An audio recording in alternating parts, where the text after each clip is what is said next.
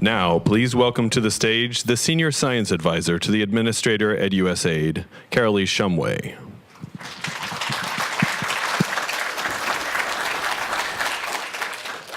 I really like that disembodied voice of God. I think that's great. They have never been introduced by one before. In the spirit of Takora, who had a great time at the Innovation Marketplace? So we at USAID are thrilled to partner with the university community to harvest the talent represented here at TechCon and beyond, to create a future where the products of research and innovation for development are used more than ever before around the world.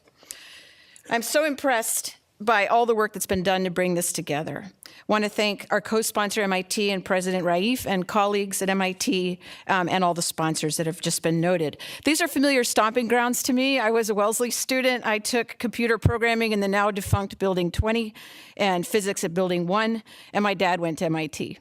My own scientific background is in systems, from oceanography to neuroscience at Scripps, Marine Biological Lab, Caltech, and BU. Having worked in the tropics on the evolution of complexity and brain and behavior of tropical fish, I felt impelled to move into conservation. My desire to connect science to the world led me on a career path in academia, nonprofit organizations, the Nature Conservancy, New England Aquarium, and Merrimack River Watershed Council, and back to the U.S. government. Started with USAID as a AAAS fellow, so presumably, how many have heard of AAAS fellows in this room? How many are ex-AAAS fellows? It's quite a few. And in the early 90s, followed by a AAAS Overseas Fellowship in the South Pacific Regional Mission in Fiji, linking biodiversity conservation to businesses. And now it's such an honor and privilege to rejoin AID in the Global Development Lab. When we think about R&D and innovations for impact, we're really talking broadly. We're talking about the tools, the practices, the approaches, including policy change and the products. So I want to just make sure we're all thinking about that universe, because that is the universe that we need for impact. Since its beginning in the 60s, AID has been long engaged in research. The development advances from the Green Revolution to oral rehydration therapy were the product of talented researchers and universities, federal research agencies, nonprofits, and AID. And other partners. USAID's response to the 2010 Presidential Policy Directive on Global Development only strengthened our investments in science, technology, innovation, and partnerships. Now, we catalyze and scale innovations tackling some of the biggest challenges we face, from ending preventable child deaths to eliminating hunger, to ending poverty, to increasing political stability. We recently released an agency-wide report documenting the $425 million in R&D investment that AID undertakes yearly in health, agriculture, environment, and governance, among others. It's at the table. We have 50 copies at the table, and if you need any more, please just let us know, and we'll get you some.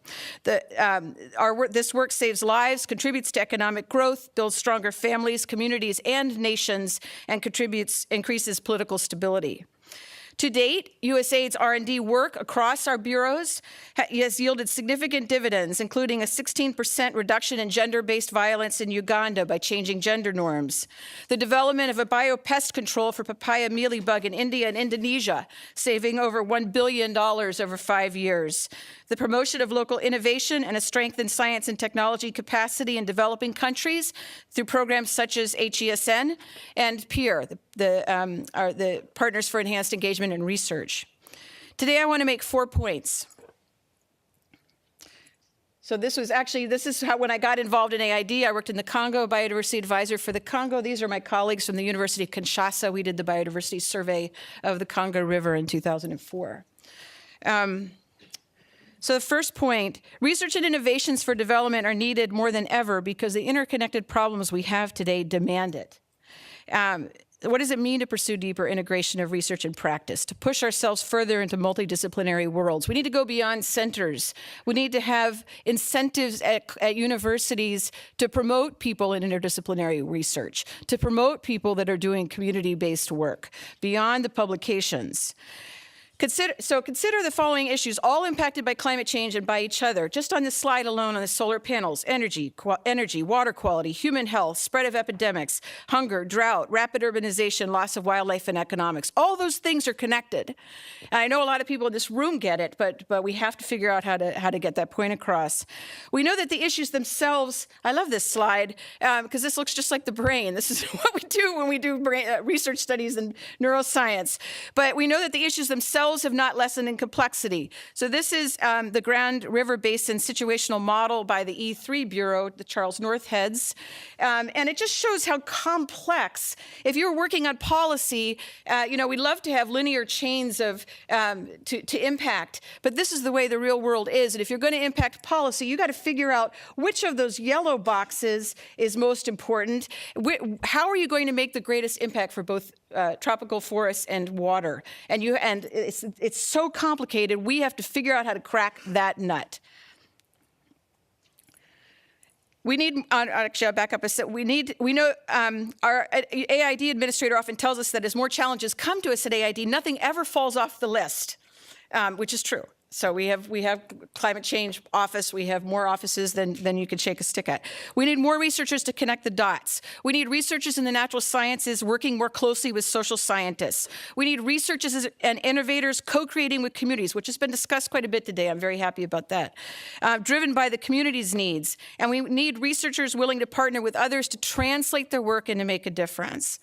So secondly, research and innovation must embrace diversity and openness. We need to explicitly address gender and underrepresented groups in R&D. Without thoughtful consideration of gender, we risk increasing the gender divide and hindering our goal to end extreme poverty. More importantly, without half of the population, we have only half of the most creative ideas, as well as the emergent creativity that arises as a result of the diversity.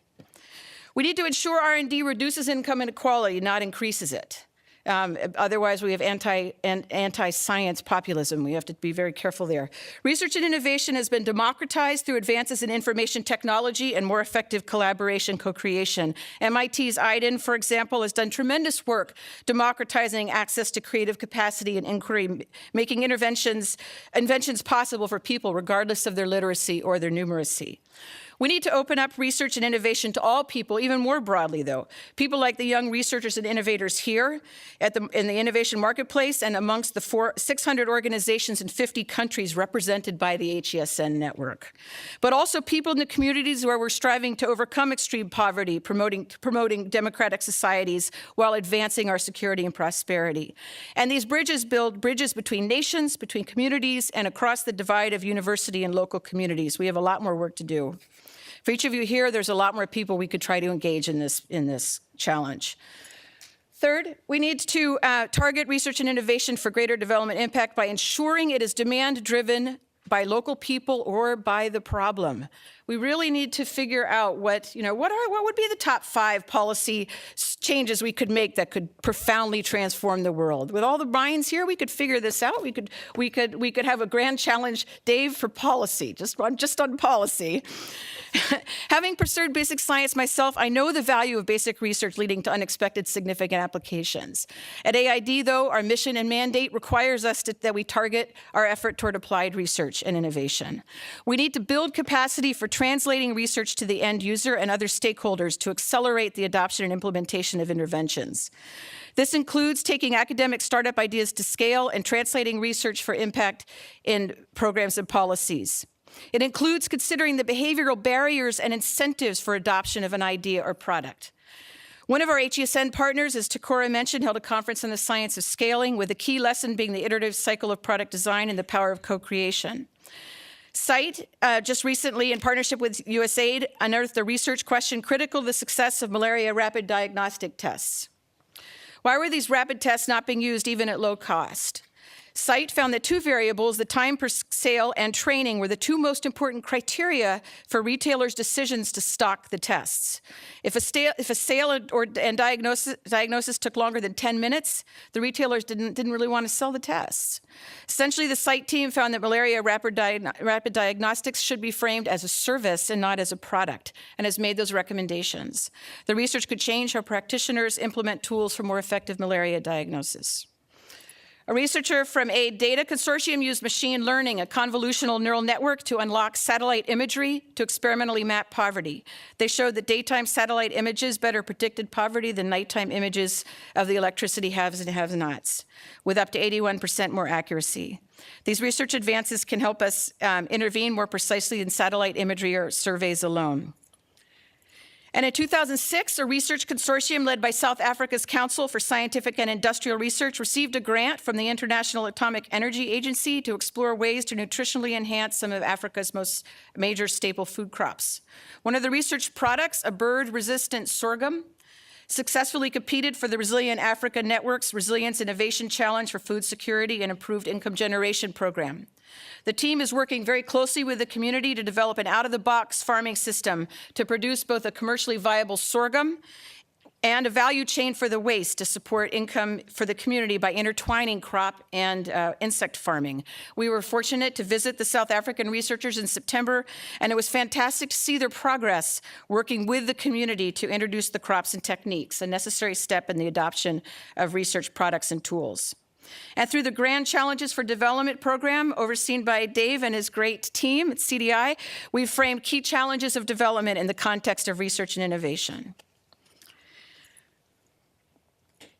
And fourth, I urge you, the academic community, to expand your efforts in development. When I was at Wellesley and MIT, there weren't courses like that. Scripps, we didn't have courses in conservation biology. But the success that has been unearthed here is fantastic, and I just urge it to continue.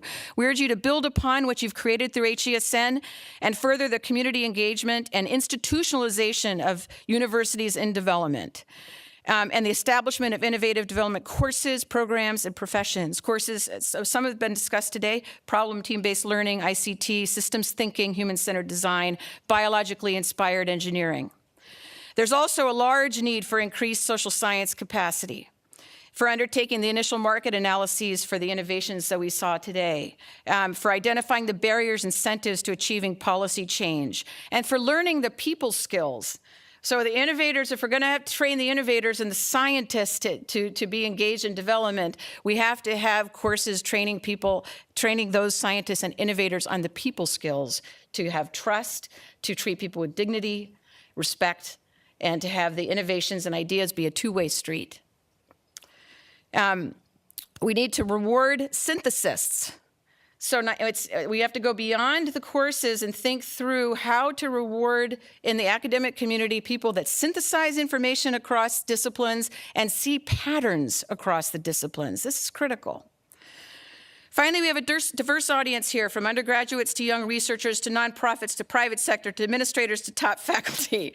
There are so many opportunities at all levels to engage even more deeply than you do already. And here's just a few ideas.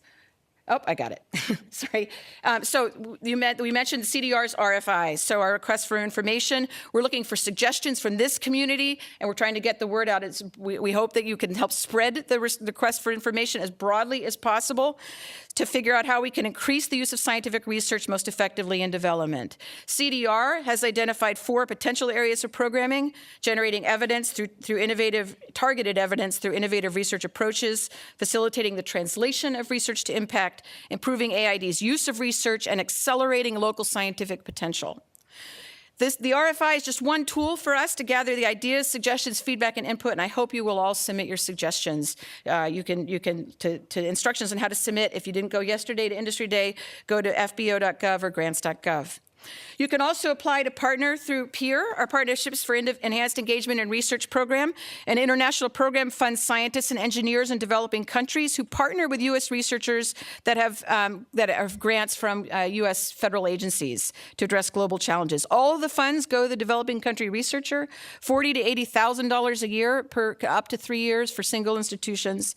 Since its launch in 2011, PEER's awarded nearly $50 million in over 250 projects in 50 countries, and leveraged $400 million from the other federal agencies: NSF, NOAA, NASA, U.S. Forest Service, NIH, and others. The deadline for submissions of the pre-proposal is January 13th, 2017.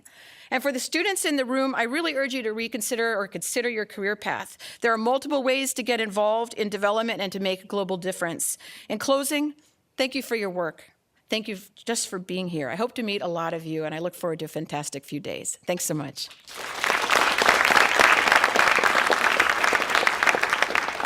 Thank you, Caroly.